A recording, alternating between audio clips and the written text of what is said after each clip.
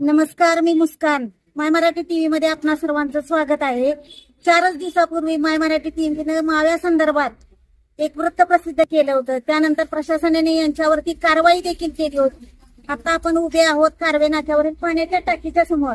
मी माझ्या कॅमेरामॅनला विनंती करेन की जरा जनतेला दाखवावा. यांच्यावरती कारवाया करून देखील फक्त 3 ते 4 तास यांची दुकाने बंद राहतात आणि पुन्हा आहे त्याच थाटामाटाने हा व्यवसाय सुरू होतो पुन्हा त्याच ठिकाणी. नमस्कार, मी मुस्कान. स्वागत आहे आपलं माय मराठी टीव्ही मध्ये.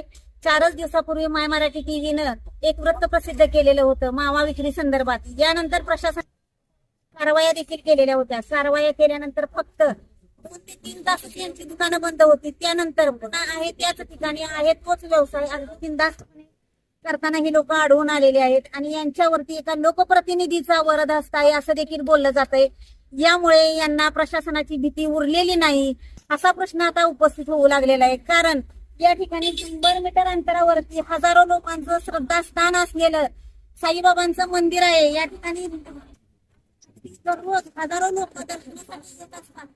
याच ठिकाणी 50 मीटर अंतरावरती आपण पाहू शकतो की विटामाता पेशंट आहे. या ठिकाणी शालेय विद्यार्थी ये जा करत असतात, महिला ये जा करत असतात आणि या ठिकाणी अगदी 100 ते 150 जण मावा घेण्यासाठी या ठिकाणी गर्दी झालेली आहे. मला कॅमेरामॅनला विनंती करेन मंदिर आहे.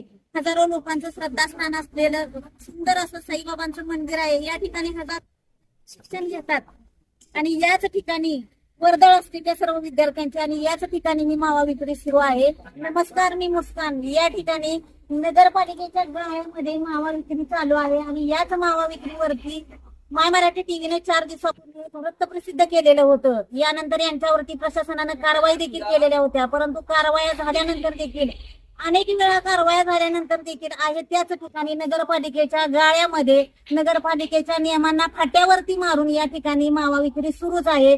माय मराठी टीव्ही चित्रीकरण करायला आल्यानंतर या बाजाराने चक्क शटर खाली ओढून पळ काढलेला आहे. मी माझ्या कॅमेरामॅनला सांगू इच्छिते की त्यांनी तो नजारा कॅमेरामध्ये कैद करून दाखवावा. आता आपण उभे आहोत हायवे या ठिकाणी.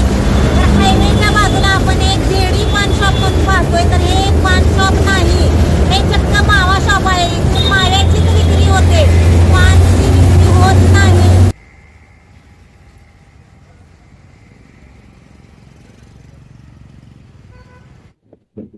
सध्या आपण वारून आहोत.